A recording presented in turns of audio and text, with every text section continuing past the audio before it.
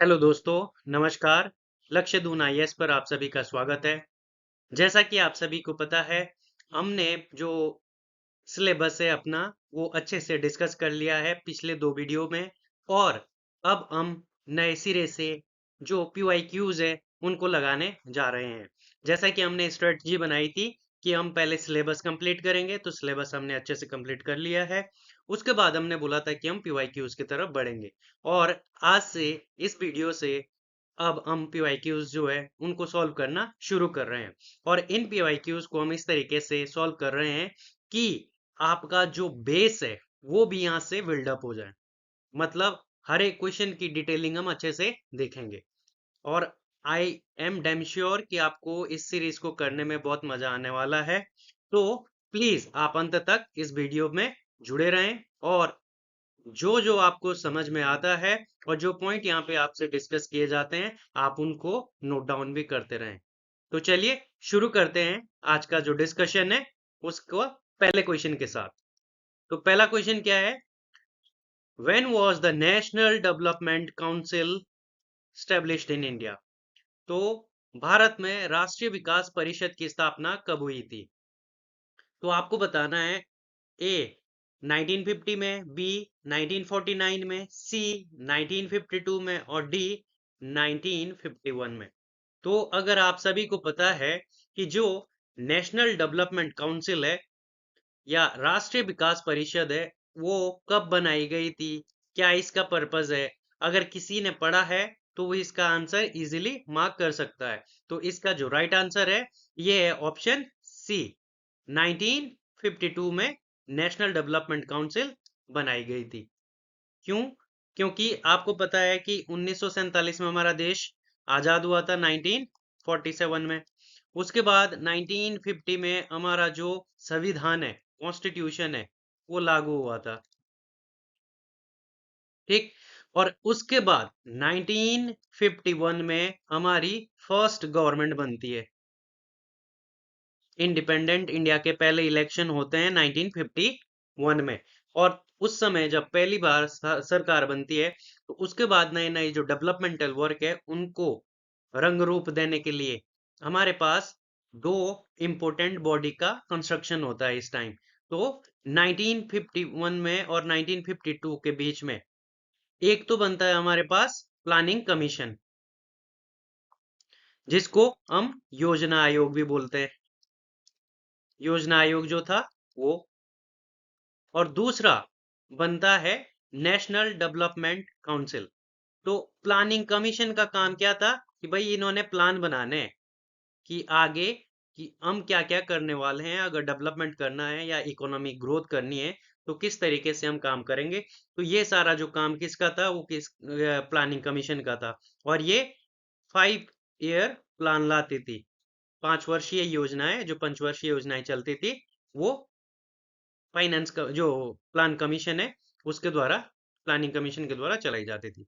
वहीं दूसरी तरफ अगर नेशनल डेवलपमेंट काउंसिल की बात करें तो इसका जो मेन मकसद था वो डेवलपमेंट की तरफ फोकस था कि डेवलपमेंट किस तरीके से किया जाए, डेवलपमेंटल वर्क या किन क्षेत्रों में इंडिया को डेवलप करने की जरूरत है। उसके लिए ये नेशनल डेवलपमेंट काउंसिल 1952 में बनाया गया था। तो जो नेशनल डेवलपमेंट काउंसिल है इसके जो चेयरमैन होते हैं, आज भी है ये, तो इसके जो चेयरमैन है वो पीएम होते हैं। ये आज भी है, ये वाले नेशनल डेवलपमेंट काउंसिल आज भी प्रेजेंट है। बट चूंकि नीति आयोग आ गया है, और नीति आयोग किसके जगह आया है? प्लानिंग कमीशन की जगह आया है। प्लानिंग कमीशन को 2015 में हटा दिया था। ठीक है। और उसकी जगह फिर हमारे पास नीति आयोग 2015 में सामने आता है। तो इस नीति आयोग ने अब इन दोनों के जो काम है वो खत्म कर दिए हैं। तो अब प्लानिंग का काम भी नीति आयोग करता है और साथ ही कि डेवलपमेंट किन क्षेत्रों में करना है वो भी ये देखता है। यानी कि जो नीति आयोग है वो अब गवर्नमेंट के लिए थिंक टैंक का काम करता है अब। ठीक। उससे पहले जो प्लानिंग कमीशन थी ये, क्योंकि नॉन कॉन्स्टिट्यूशनल बॉडी है, नॉन कॉन्स्टिट्यूशनल है ये, नॉन कॉन्स्टिट्यूशनल है, नीति आयोग भी नॉन कॉन्स्टिट्यूशनल है। बट यहाँ पे डिफरेंस क्या है, जो फाइनेंस ये प्लानिंग कमीशन था, इसके पास फाइनेंस पावर भी होती थी, फाइनेंस की पावर होती थी। मींस जितना भी प्लानिंग के लिए पैसा जाना है वो प्लानिंग कमीशन के थ्रू होके जाना था। तो ये चीज 2015 में हटा दी गई और उसके जगह नीति आयोग को बनाया गया, और नीति आयोग से जो फाइनेंस है, जो पैसा जाने का जो रास्ता था वो बंद कर दिया। मतलब प्लानिंग कमीशन के पास कोई मनी, अब जो नीति आयोग है उसके पास कोई मनी नहीं जाती है। सीधा सी बात ये है कि ये एक थिंक टैंक बना दिया गया है, जो आपको खाली गवर्नमेंट को सोचने के लिए या ऐसे as a recommendation, as a think tank के रूप में काम करेगा। ठीक है। और प्लानिंग कमीशन आपको पता है कि ये टॉप डाउन अप्रोच पे चलता था। मतलब जो पॉलिसीज है ये ऊपर दो चार लोग बैठ के कमेटी बनती थी, वो प्लान बना रहे हैं, और ऊपर से फिर ग्राउंड पे उसको इम्प्लीमेंट करने की बात की जाती थी।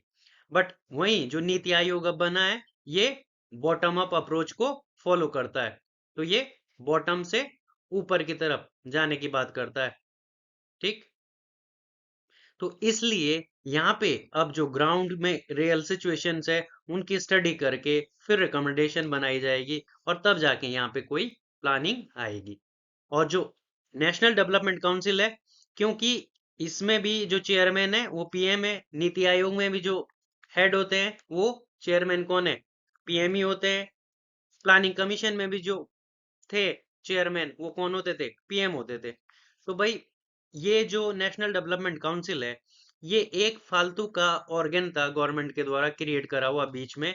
ना तो इसकी कोई अब जरूरत थी, और जब प्लानिंग कमीशन खत्म हो गया तो इसका भी अपने आप में ही जो रोल था वो खत्म हो गया।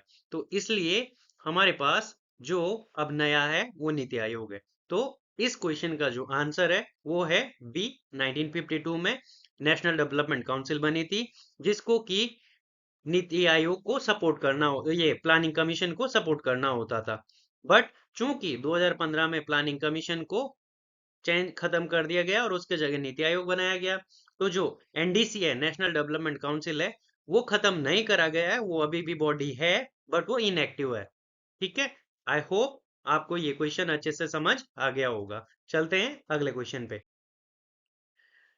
When was NITI Aayog national institution for transforming India? ये फुल फॉर्म भी यूकेपीसीएस ने बहुत बार पूछी हुई है। National institution for transforming India, इसकी फुल फॉर्म याद रखना।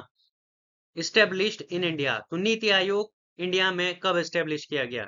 अभी हमने जस्ट पीछे बोला है, तो आपको पता होना चाहिए। भारत में नीति आयोग की स्थापना कब हुई? 1 जनवरी 2015 को, 7 फरवरी 2015 को, 13 मार्च 2015 को, और 18 अप्रैल 2015 को। तो इसका जो राइट आंसर है ये है ऑप्शन ए, 1 जनवरी 2015 को हमारा नीति आयोग बनकर सामने आया था, national institution for transforming India.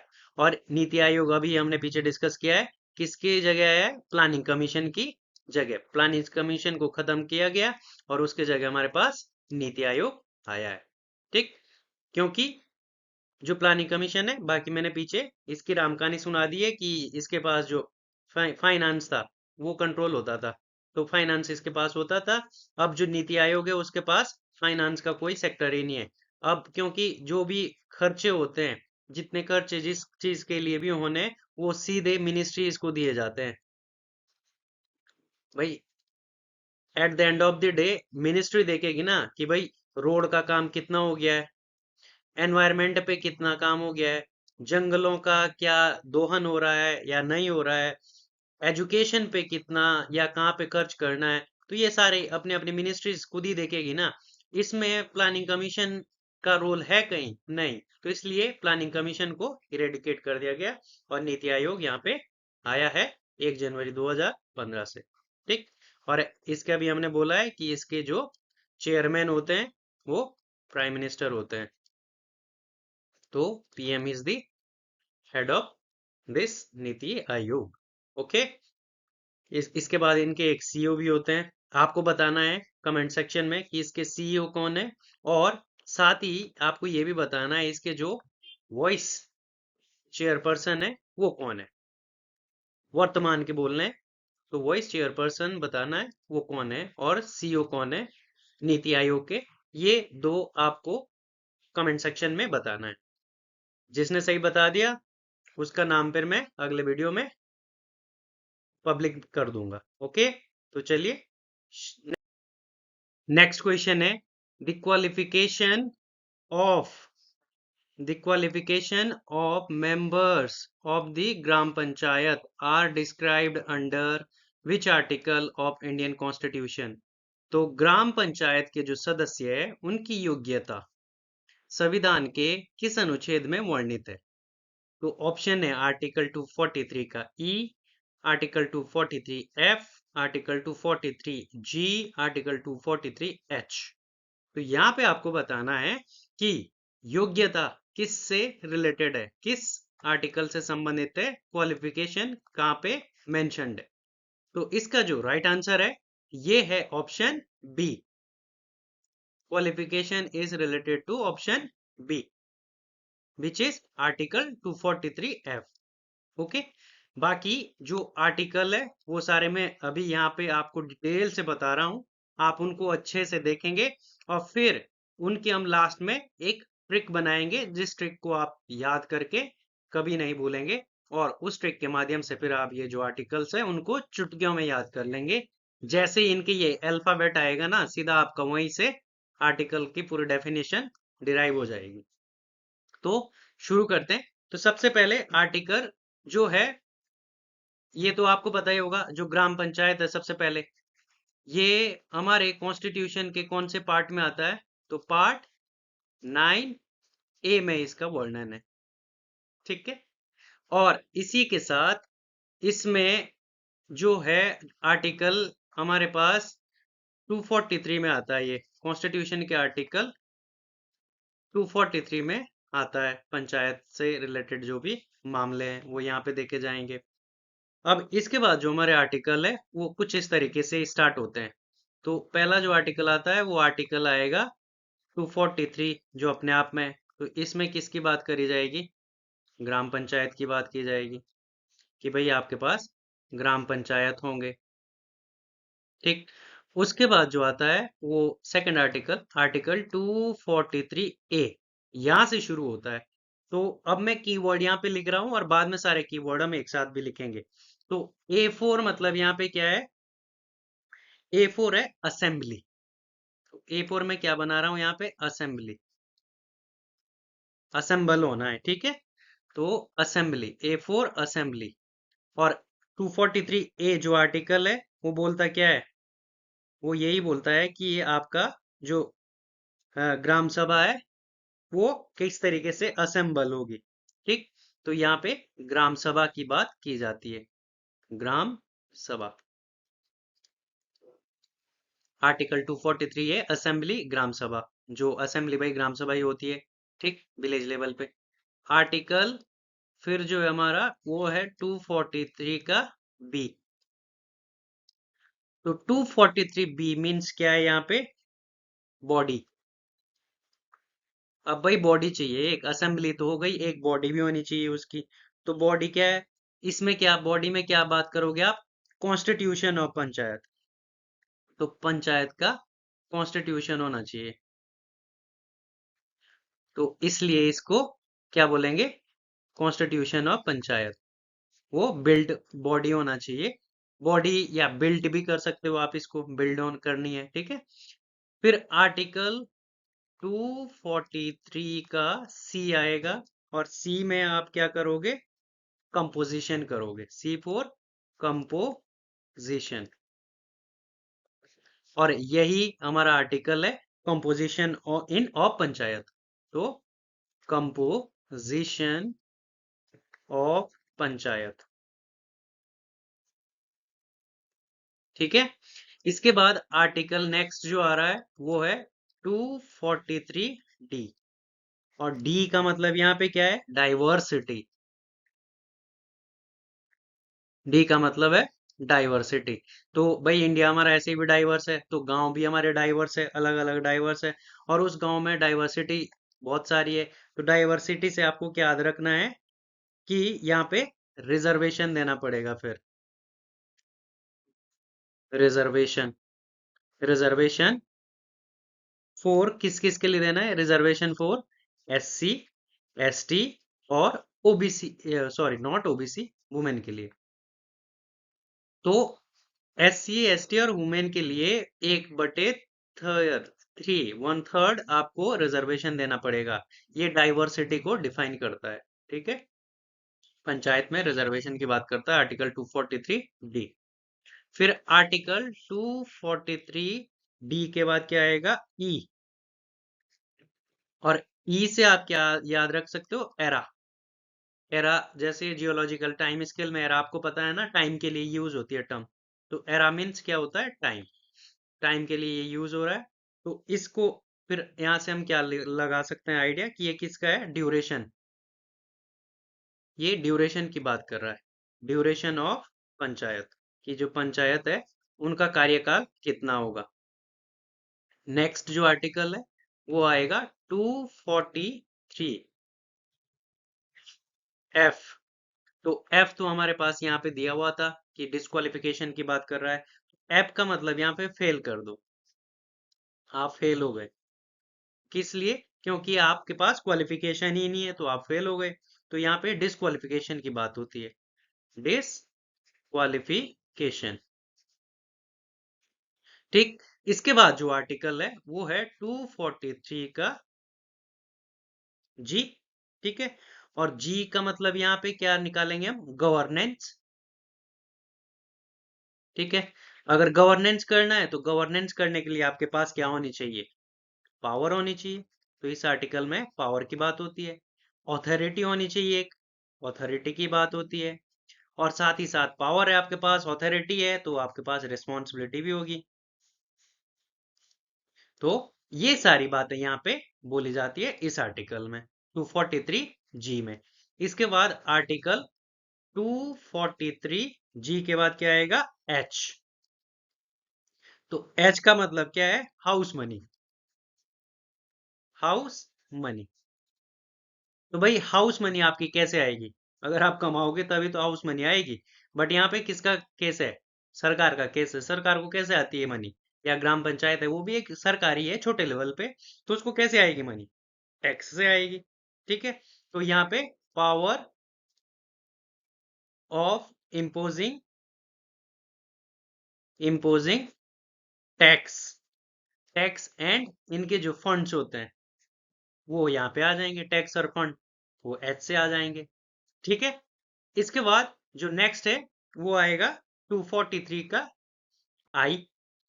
तो यहाँ पे नेक्स्ट आर्टिकल 243 का क्या है? आई। अब आई से हम क्या ड्राइव कर सकते हैं? Income review. आपका इनकम का रिव्यू करना है भाई, आपने कमाया तो है अभी, ठीक है। तो हाउस मनी आई तो है आपके पास, तो इनकम का रिव्यू भी करना है आपको। तो उस रिव्यू में फिर आपके यहाँ पे कौन काम करेगा? तो रिव्यू करने के लिए आपके पास कौन होना चाहिए? फाइनेंस कमीशन होना चाहिए। तो यहाँ पे फाइनेंस कमीशन फिर आपका सामने आ जाता है आर्टिकल 243 आई में। याद रखेंगे अच्छे से। उसके बाद आता है आर्टिकल 243 का जे। ठीक।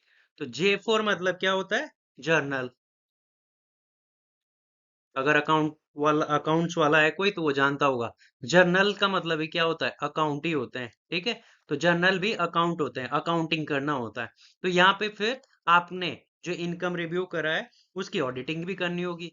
तो यहाँ पे ऑडिटिंग हो जाती है, ऑडिटिंग ऑफ अकाउंट्स जो पंचायत के होते हैं।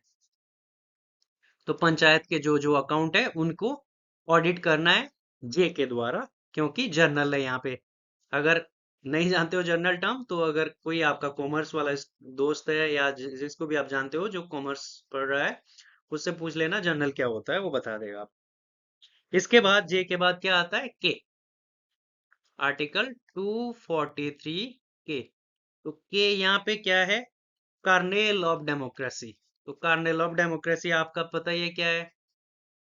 तो कर्नेल ऑफ डेमोक्रेसी सिंपल सी बात है, डेमोक्रेसी का सबसे बड़ा कार्नेल क्या है? इलेक्शंस। तो यहाँ पे डेमोक्रेसी के लिए इलेक्शन जरूरी है, तो यहाँ पे स्टेट इलेक्शन कमीशन की बात करी जाती है, state election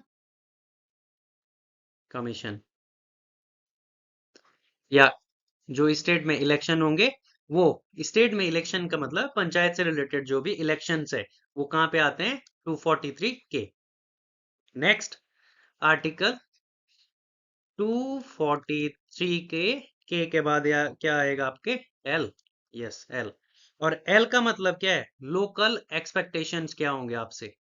local exception, sorry, local exceptions क्या होंगे? तो इसमें लोकल एक्सेप्शंस की बात करी जाएगी, तो उसमें आपको देखना है कि किन किन जगह पे इसको लगाया जाएगा। तो लोकल एक्सेप्शंस क्या है?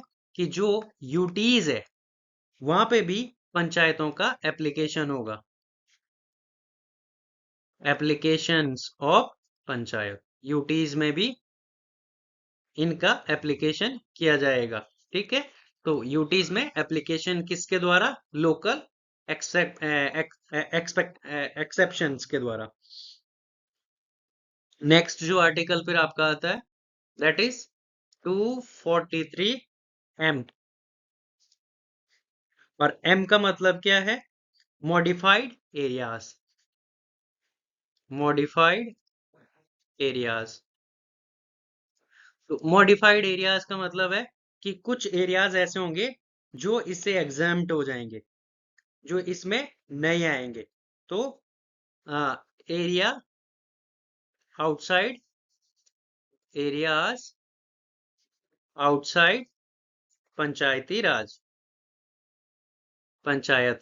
ठीक है, तो वो कौन से एरिया होते हैं? जैसे नॉर्थ ईस्ट में हमारे पास शेड्यूल ट्राइब्स के जो एरिया है, क्योंकि वहां पे खुद के ऑटोनमस जो एजेंसीज होती है वो बनती है, तो इसलिए उन एरियाज को बाहर रखा गया है। ठीक, तो मॉडिफाइड एरियाज जहाँ पे हमारे शेड्यूल ट्राइब्स जो रहती है दूर दराज के जंगलों में, उनके खुद के लिए ऑटोनमस एरियाज बनाए गए हुए होते हैं, ऑटोनमस जो एजेंसीज है वो काम करती है। फिर आर्टिकल 243 एन, तो एन का मतलब है न्यू सिस्टम।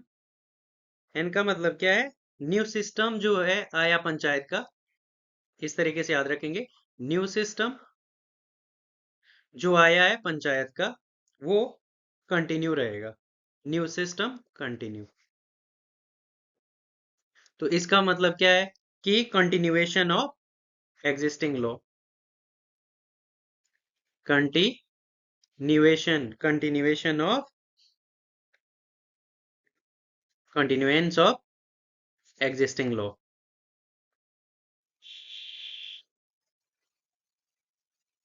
ठीक, नेक्स्ट जो आर्टिकल आएगा वो है लास्ट 243 का ओ। तो जो 243 का ओ है ये क्या बोलेगा? ऑब्जेक्शन बार्ड, ऑब्जेक्शन बार्ड मतलब ऑब्जेक्शन नहीं लगा सकते हो आप इस पे, तो ऑब्जेक्शन को बार्ड कर दिया जाएगा, रोका जाएगा। मतलब सीधा सा क्या है कि जो कोर्ट्स है, कोर्ट्स कैन नॉट इंटरवीन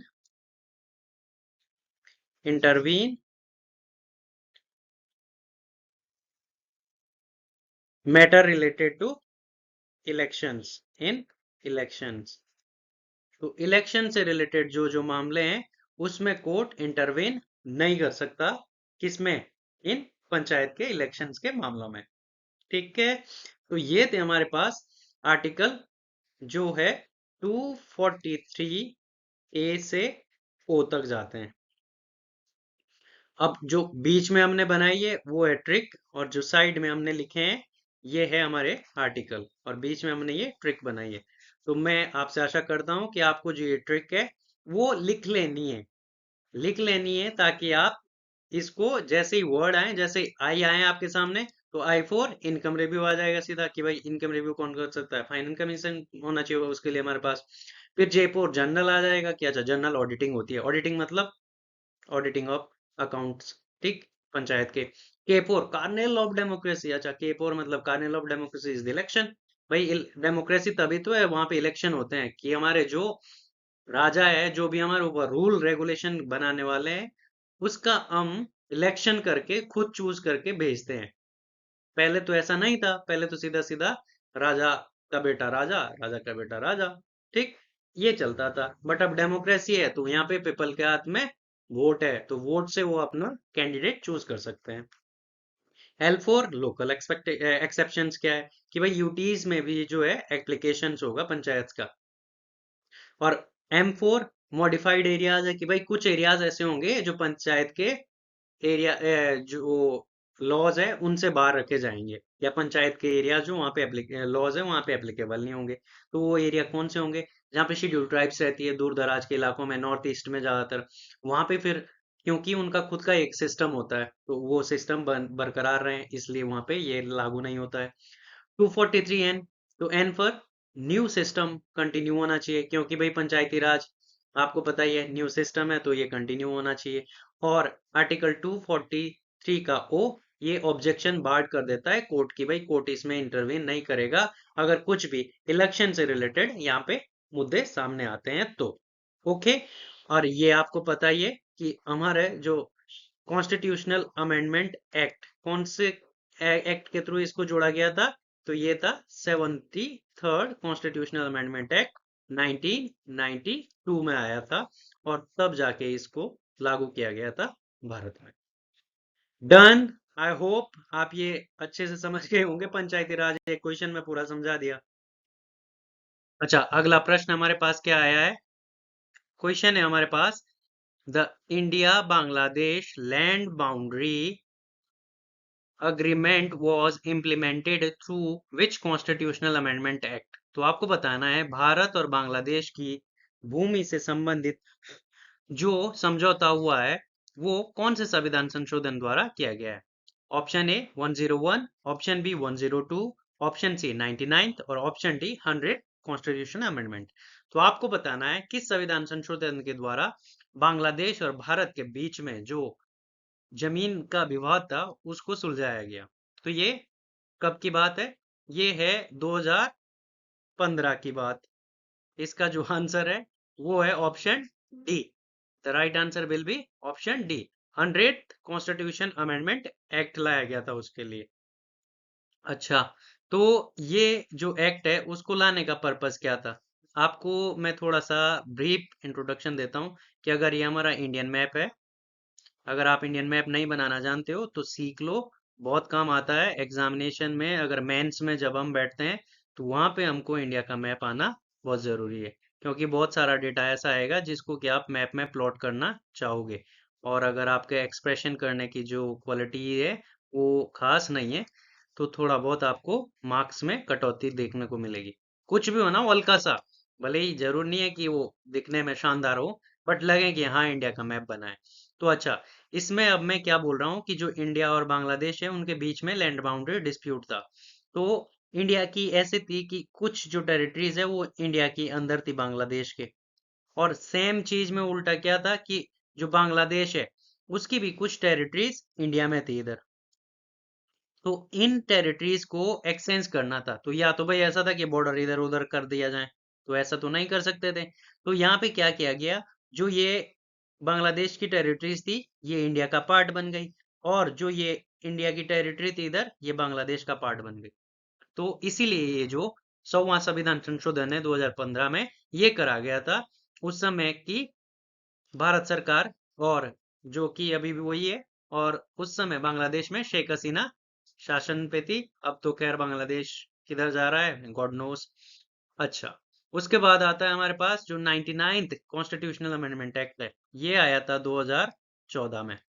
और 2014 में इसका काम क्या था कि इसमें एक कमीशन लाया गया था, नेशनल जुडिशियरी अपॉइंटमेंट कमीशन। तो नेशनल जुडिशियल अपॉइंटमेंट कमीशन का मतलब था इसमें एक ऐसा कमीशन बनाया जाना था जो कि हमारे जुडिशियरी की अपॉइंटमेंट करता, कि अगर जजेस है उनका अपॉइंटमेंट इस कमीशन के थ्रू किया जाता। अभी किसके थ्रू होता है? अभी जो ये अपॉइंटमेंट्स है वो कराए जाते हैं सुप्रीम कोर्ट के जो भी जजेस होते हैं, सीनियर मोस्ट जजेस बनते हैं ना, और उसको एक टर्म दी जाती है जिसको क्या बोलते हैं, कॉलेजियम। तो अभी कॉलेजियम सिस्टम होता है, हिंदी में लिख रहा हूँ, कॉलेजियम सिस्टम।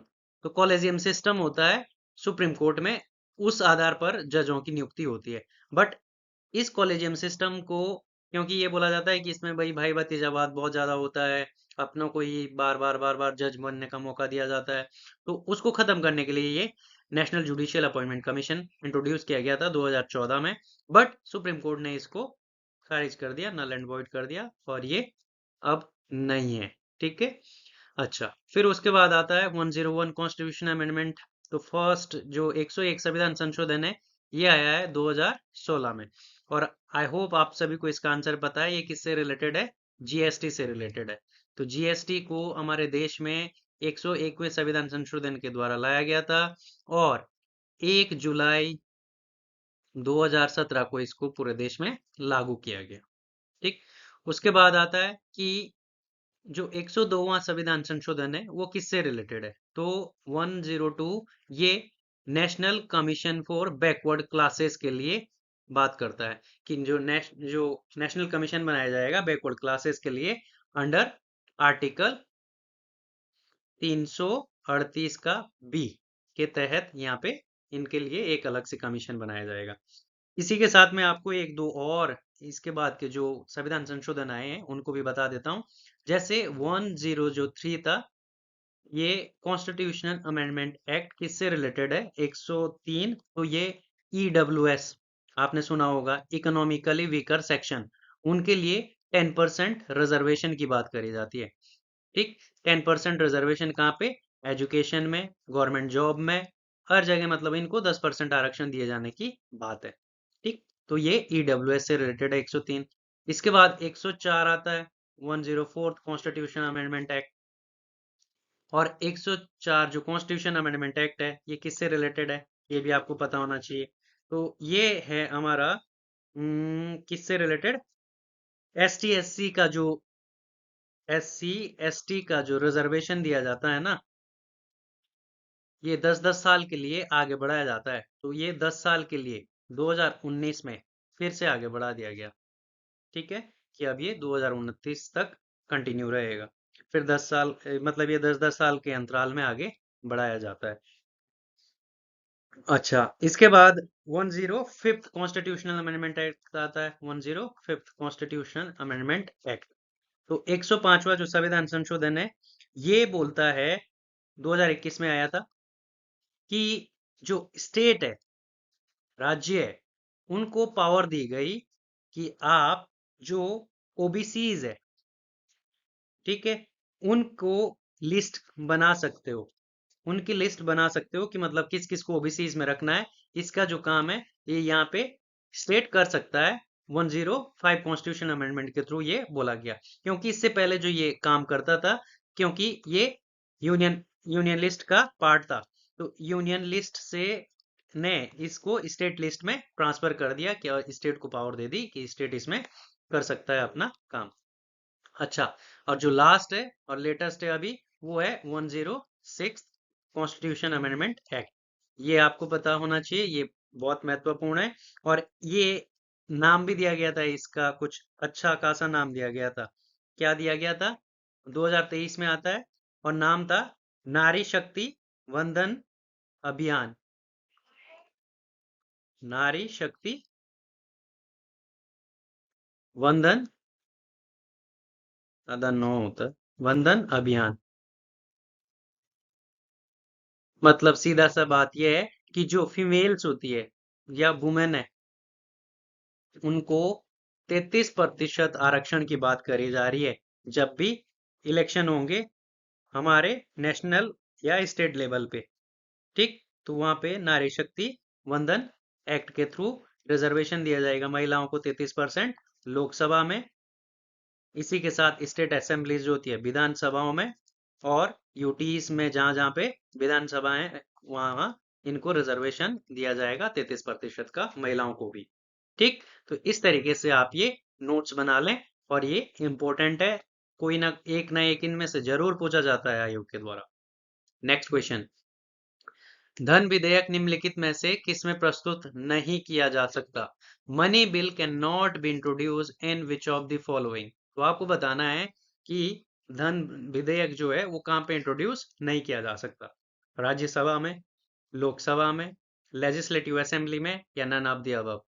तो अगर आपको पता है कि जो धन विधेयक है, मनी बिल है, वो लोकसभा में इंट्रोड्यूस होता है, बिल्कुल होता है, और साथ ही लेजिस्लेटिव असेंबलीज यानी विधान सभाओं में भी इंट्रोड्यूस होता है। भाई जो स्टेट्स है वो भी तो करेंगे अपने लिए मनी बिल जारी, तो विधान सभाओं में भी जो मनी बिल है वो जारी करा जाता है, लागू या लाया जाता है। बट राज्यसभा में नहीं लाया जाता है, राज्यसभा को ये पावर नहीं है कि वो मनी बिल इंट्रोड्यूस करे। तो इसका जो राइट आंसर है वो क्या हो जाएगा? ऑप्शन ए, राज्यसभा इसका आंसर है। और यहाँ पे क्या पूछा जा रहा है? अ मनी बिल किस में प्रस्तुत नहीं किया जा सकता? तो नहीं किया जा सकता, कैन नॉट बी इंट्रोड्यूस इन राज्यसभा। तो इसका जो राइट आंसर है वैसे ए है। ठीक, तो money bill as you know, जो मनी बिल है हमारे संविधान के आर्टिकल 110 में आता है। इसमें इसकी डेफिनेशन दी हुई है और किस तरीके से उसको इंट्रोड्यूस किया जाएगा। तो यहाँ पे अगर लोकसभा और राज्यसभा है हमारे पास, तो इनको अलग अलग पावर दी गई है मनी बिल के केस में। तो मनी बिल इंट्रोडक्शन सिर्फ यही किया जाएगा, उसके बाद राज्यसभा के पास जाएगा केवल 14 दिन के लिए, 14 डेज के लिए। और इसमें राज्यसभा इसको अगर रिजेक्ट करती है या एक्सेप्ट करती है या अपने रिकमेंडेशंस देती है, ये सारा काम 14 दिन के अंदर अंदर करना है। और ये जो भी ये काम करेगी, रिजेक्ट करेगी तो भी 14 दिन के बाद इस पे कोई फर्क नहीं पड़ता, एक्सेप्ट करेगी तो भी कोई फर्क नहीं पड़ता, रिकमेंडेशन देगी तो वो लोकसभा पे डिपेंड करता है कि उन रिकमेंडेशन को माने या ना माने। इसका मतलब क्या है कि जो मनी बिल है वो राज्यसभा के द्वारा रोका नहीं जा सकता किसी भी हालत में। यहाँ पे जो पावर है वो इक्वल नहीं है, राज्यसभा की पावर कम है और लोकसभा की पावर ज्यादा करी हुई है। ठीक, तो इंट्रोडक्शन जो मनी बिल है वो कहाँ पे लाया जाता है? लोकसभा में। और इसमें प्रेसिडेंट की प्रायर कंसेंट ली जाती है। तो प्रेसिडेंट की प्रायर कंसेंट ली जाती है तब जाके मनी बिल इंट्रोड्यूस किया जाता है लोकसभा में। सेम चीज होती है राज्यसभाओं में। तो जो sorry not Rajya Sabha, in the state assemblies, जो राज्य होते हैं हमारे, वहां पे भी यही होता है कि जो मनी बिल है वो विधान सभाओं में इंट्रोड्यूस किया जाता है। और अगर कहीं पे तो भाई सिंगल पार्टी सिंगल हाउस ही काम होता है। बट अगर कहीं पे विधान परिषद भी है तो विधान परिषद के लिए सेम वही 14 दिन के लिए उनको अपने पास रख सकते हैं। बट 14 दिन के बाद उनको वो चाहे एक्सेप्ट करें रिजेक्ट करें, whatever they will do, they have no any power about money bill. Okay, तो मनी बिल सीधा फिर वापसी चला जाएगा किसको? आ, लोकसभा को या प्रेसिडेंट के पास चला जाएगा। ठीक है, और यहाँ पे इन केस में गवर्नर के पास चला जाएगा। तो इस प्रकार से इसका जो राइट आंसर है ये है option A. Next question, how many members are nominated to the Rajya Sabha by president of India? तो भारत के राष्ट्रपति द्वारा राज्यसभा में कितने सदस्यों का मनोनयन किया जाता है? पहला है 12, 15, 2 या 10। तो आपको बताना है कितने सदस्य नॉमिनेट किए जाते हैं प्रेसिडेंट के द्वारा राज्यसभा में। तो इसका जो राइट आंसर है वो है ऑप्शन ए, 12 सदस्यों का मनोनयन किया जाता है आर्टिकल 80 के तहत। और ये 4 फील्ड में दिया जाता है, 4 फील्ड से लोगों को चुना जाता है। और वो 4 फील्ड कौन कौन से हैं इनको आप इस तरीके से याद रख सकते हैं। जैसे क्या क्या होता है? साइंस होती है, सोशल साइंस होती है, साइंस सोशल वर्क होता है, लिटरेचर होता है और आर्ट। तो इसको मैं अब लास बना देता हूँ, LASS, लास। तो लास मीन्स यहाँ पे क्या है कि एक तो साइंस में आपको दिया जा सकता है, फिर सोशल वर्क में आपको दिया जा सकता है, तीसरा लिटरेचर में आपको दिया जा सकता है, और चौथा आपको आर्ट में दिया जा सकता है। तो इन 4 फील्ड से आपको चुना जाएगा और राज्यसभा में मनोनीत किया जा सकता है। जैसे कि आपने देखा होगा बहुत सारे जो एक्टर है वो भी हमारे क्या बने हुए होते हैं, राज्यसभा के मेंबर बने हुए होते हैं। या प्लेयर है, प्लेयर भी हमारे राज्यसभा के मेंबर बने हुए होते हैं। उनको प्रेसिडेंट नॉमिनेट करके यहाँ पे भेजते हैं। ठीक। और जो दो यहाँ पे ऑप्शन है, ये पहले लोकसभा में भेजे जाते थे प्रेसिडेंट के द्वारा एंग्लो इंडियंस को। जो एंग्लो इंडियंस होते थे उनको यहाँ पे नॉमिनेट किया जाता था। बट 2019 में इसको खत्म कर दिया गया। क्यों? क्योंकि भाई अब इन यहाँ पे कोई इनका ऐसा तो है नहीं कि रिप्रेजेंटेशन है ही नहीं कंट्री में, तो इनकी जरूरत ही नहीं करी। तो जो हमारा 2019 में 104 संविधान संशोधन अधिनियम आया था, उसके द्वारा इसको हटा दिया गया। ठीक है, नेक्स्ट क्वेश्चन पे चलते हैं। Under which article of the Indian constitution is the finance commission appointed by president of India? तो आपको बताना है भारतीय संविधान के किस अनुच्छेद के तहत जो कि फाइनेंस कमीशन है उसको नियुक्त किया जाता है। तो आर्टिकल 279 के तहत, आर्टिकल 280 के तहत, आर्टिकल 281 या आर्टिकल 282। तो आपको बताना है कि जो भारत का वित्त आयोग है उसको किसके द्वारा नियुक्त किया जाता है, राष्ट्रपति के द्वारा, और किस अनुच्छेद के तहत नियुक्त किया जाता है। तो इसका राइट आंसर है ऑप्शन बी, 280 आर्टिकल के तहत उनको अपॉइंट किया जाता है। तो प्रेसिडेंट 5 साल के अंदर for every 5 years finance commission को अपॉइंट करेंगे। ठीक। और जो फाइनेंस कमीशन है ये 5 मेंबर की एक बॉडी होती है, जिसमें कि एक तो होगा चेयरमैन जो मैन होता है, और प्लस 4 अदर मेंबर्स होंगे। तो 5 मेंबरों का ये हमारा कमीशन बनता है। अभी जो हमारे करंटली जो कमीशन बना हुआ है वो 16वां बना हुआ है, 16th फाइनेंस कमीशन। और इसके जो चेयरमैन है अभी वो अरविंद पनगड़िया है।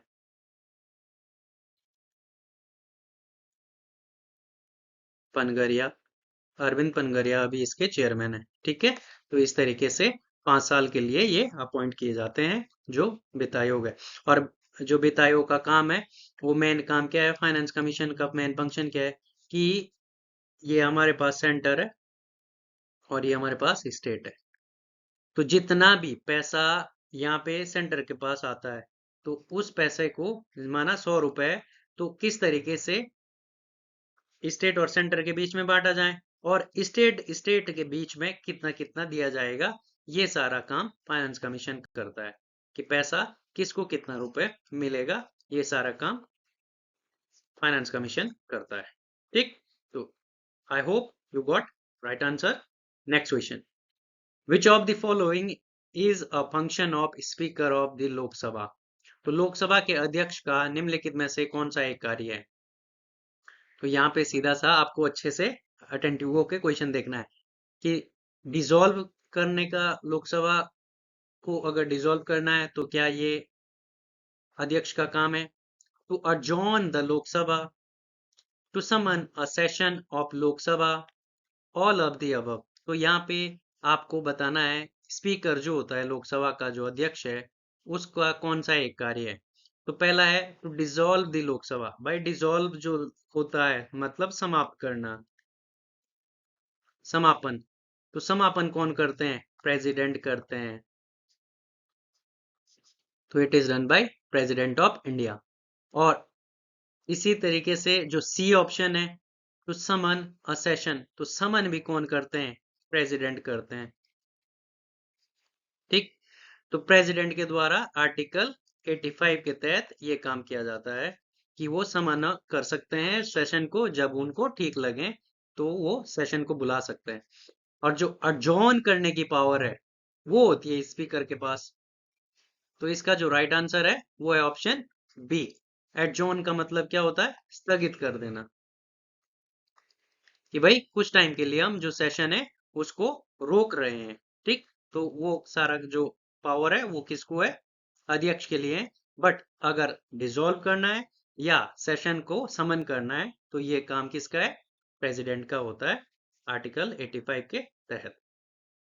Next question, article 249 of the Indian Constitution is related to the power of which of the following. तो भारतीय संविधान का जो अनुच्छेद 249 है, ये किसके अधिकारों से संबंधित है? पहला है लोकसभा, दूसरा है राज्यसभा, तीसरा है प्रेसिडेंट और चौथा प्राइम मिनिस्टर। तो अगर आपने थोड़ा बहुत भी कॉन्स्टिट्यूशन पढ़ा है तो 249 में कहीं आपने प्रेसिडेंट के बारे में सुना है? नहीं। प्राइम मिनिस्टर के बारे में सुना है? नहीं। तो आपके पास दो ऑप्शन बच जाते हैं। तो इसका जो राइट आंसर है ये है ऑप्शन बी, राज्यसभा। तो राज्यसभा को ये पावर दी गई होती है। और इस आर्टिकल में क्या बात बोली गई है कि अगर नेशनल इंपोर्टेंस का मामला आ जाए, नेशनल इंपोर्टेंस का मामला कोई आता है, तो उस मसले में जो राज्यसभा है उसको पावर है कि वो यहाँ पे स्पेशल मेजोरिटी के साथ कोई एक एक्ट या बिल पास करा सकती है, ला सकती है। कहाँ पे? राज्यसभा में। ठीक। और क्योंकि जो राज्यसभा है ये स्टेट्स को रिप्रेजेंट करती है, तो हमारे कितने 28 स्टेट्स प्लस 8 यूटीज है, तो इनके जो मेंबर है यहाँ से 28 स्टेट्स, इनके जो रिप्रेजेंटेटिव है ये हमारे राज्यसभा में बैठे हुए होते हैं। ठीक। इसलिए ये राज्यों की जो नीड्स होती है उसको फुलफिल करने के लिए यहाँ पे ये काम कर सकती है।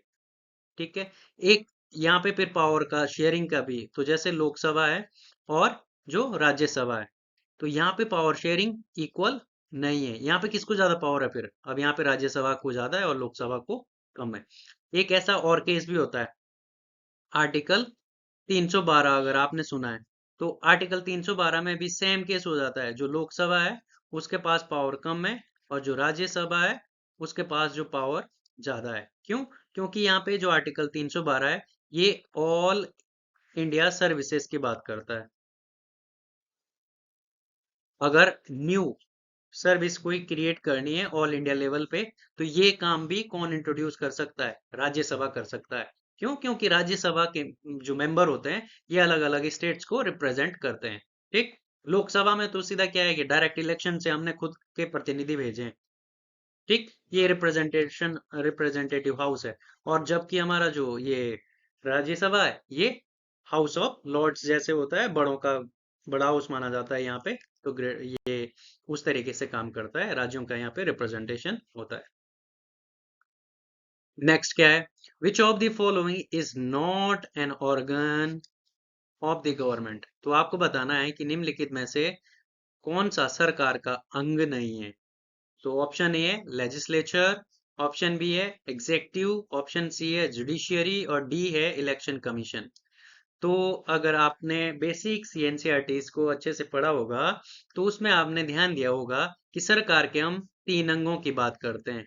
तो सरकार के तीन अंग होते हैं, कौन कौन से? लेजिस्लेचर होता है, एग्जेक्टिव होता है और साथ ही साथ फिर जुडिशरी होता है। और ये जो तीनों ऑर्गन है वो एक दूसरे के ऊपर चेक एंड बैलेंस का काम करते हैं कि किसी की पावर ज्यादा ना हो, किसी की पावर कम ना हो। तो इस तरीके से ये तो तीनों गवर्नमेंट के अंग है। तो अंग यहाँ पे कौन सा नहीं है? तो इलेक्शन कमीशन इसका पार्ट नहीं होता है। इलेक्शन कमीशन तो कॉन्स्टिट्यूशनल बॉडी है और ये कॉन्स्टिट्यूशन में मेंशन है और आर्टिकल 324 से शुरू होता है हमारा इलेक्शन कमीशन का लेना देना। ठीक। तो इस प्रकार से ये हमारा क्वेश्चन का जो राइट आंसर है वो है option D. Next question, which constitution amendment of Indian constitution granted the constitutional status to urban local bodies. तो यहाँ पे बोला जा रहा है कि भारतीय संविधान में किस संविधान संशोधन ने नगरीय निकायों को, जो नगरीय स्थानीय निकाय है, उनको संवैधानिक दर्जा प्रदान किया है। तो आपको बताना है 71st, 72nd, 74th या 73rd।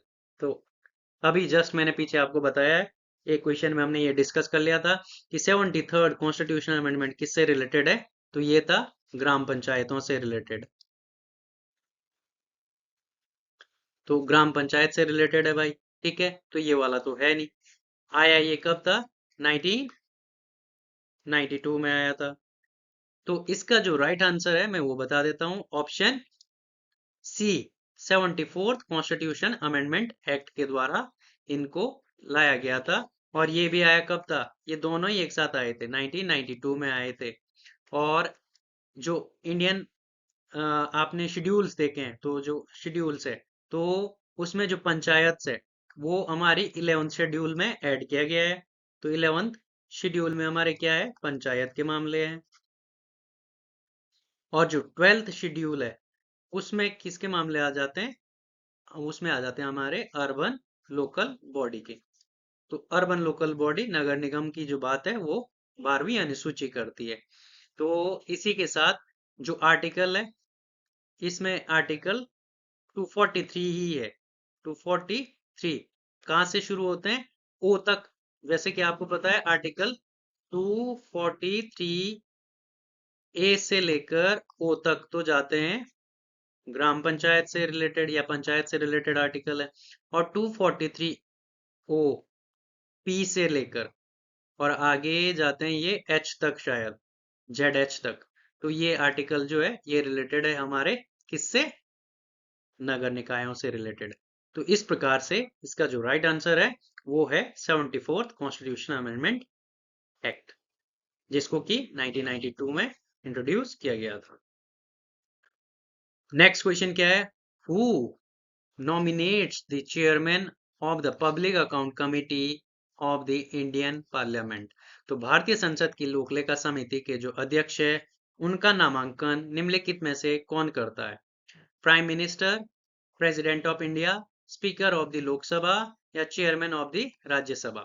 तो आपको बताना है कि जो लोकलेखा समिति होती है, पब्लिक अकाउंट कमेटी होती है, उनका जो अध्यक्ष है उनको कौन चूज करता है?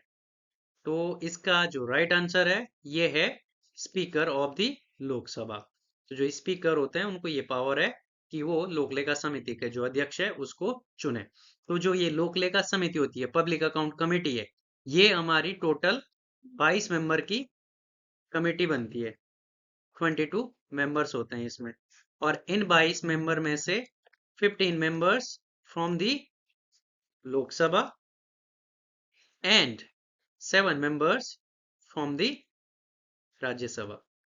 तो इस प्रकार से हमारा जो ये पब्लिक अकाउंट कमेटी है ये बनती है। ठीक है, तो इसके जो भी की पॉइंट्स है ये आप नोट डाउन करते रहें। तो मैं नेक्स्ट क्वेश्चन पे चलता हूं अब, जिसमें कि Indian constitution provides for the appointment of ad hoc जजेस in which of the following courts? तो यहाँ पे पूछा जा रहा है कि भारतीय संविधान में किस न्यायालय में तदर्थ न्यायाधीशों की नियुक्ति की व्यवस्था की गई है? तदर्थ मतलब एडहॉक, एक्स्ट्रा जज को नियुक्त कहाँ पे किया जा सकता है? सुप्रीम कोर्ट में, हाई कोर्ट में, डिस्ट्रिक्ट लेवल कोर्ट्स में या ऑल ऑफ द अबव में? तो इसका जो राइट आंसर है ये है ऑप्शन ए, सुप्रीम कोर्ट। तो सुप्रीम कोर्ट में ये व्यवस्था की गई है कि जो अगर सुप्रीम कोर्ट में जजेस का जो नंबर है वो पूरा नहीं है या केस इतने ज्यादा है कि वहां पे एक्स्ट्रा जजों की जरूरत पड़ी है, तो जो सुप्रीम कोर्ट का हमारा सीजेआई होता है, चीफ जस्टिस ऑफ इंडिया, ये जो किसी भी हाई कोर्ट है, माना यहाँ पे इलाहाबाद हाई कोर्ट की बात करी जा रही है, तो अगर इलाहाबाद हाई कोर्ट का जो चीफ जस्टिस होगा उसको बोलेगा कि आपके जो एक अच्छे खासे सीनियर जज होंगे इस हाई कोर्ट के, उनको एक एडॉक जज के रूप में हमारे सुप्रीम कोर्ट में अपॉइंट करने की पुष्टि करेंगे या बात करेंगे। तो इस तरीके से जो ये सीनियर मोस्ट जज होगा, ये दोनों की सीजेआई के और chief justice of high court के मंत्रणा आपस में जो सहमति है उसके बाद इनको एडॉक जज के रूप में जो हमारा सुप्रीम कोर्ट है उसमें अपॉइंट कर दिया जाएगा अंडर आर्टिकल 127 के तहत। ओके, सिर्फ सुप्रीम कोर्ट में ही एडॉक जज की नियुक्ति होती है, ना हाई कोर्ट में ना डिस्ट्रिक्ट लेवल कोर्ट में, तो ऑल ऑफ द अबव में तो कोई बात ही नहीं बनता। तो इसका जो राइट आंसर है ये है ऑप्शन ए, सुप्रीम कोर्ट। तो ये था हमारे आज का डिस्कशन। मैं आज का जो डिस्कशन है ये आपके लिए एक इंट्रोडक्टरी डिस्कशन के तौर पे लेके आया हूं। इसके बाद हम टॉपिक वाइज जितने भी पीवाईक्यूज होंगे उनको डिस्कस करेंगे। जैसे पॉलिटी में हम फंडामेंटल राइट से शुरू कर सकते हैं, फिर डीपीएसपी पे के क्वेश्चंस होंगे, फिर गवर्नमेंट सिस्टम के, उसके बाद जो भी आगे ऐसे हम सिस्टमेटिक तरीके से जितने भी क्वेश्चंस होंगे उनको लगाने की कोशिश करेंगे। ठीक है, तो आई होप आप सभी को इस पेपर के जो क्वेश्चंस हैं उनको करने में मजा आया होगा। अगर बोर भी हुए हैं तो फिर थोड़ा बहुत झेल लेना, क्योंकि अगर अच्छा लास्ट में खाना पीना है तो फिर उसके लिए थोड़ा तो भाई दिमाग को घिसना पड़ेगा। तो धन्यवाद आप सभी का हमारे साथ बने रहने के लिए, और मैं आप सभी को मिलता हूं तब अगले वीडियो में। तब तक के लिए बने रहिए आप हमारे साथ। जय हिंद, जय भारत।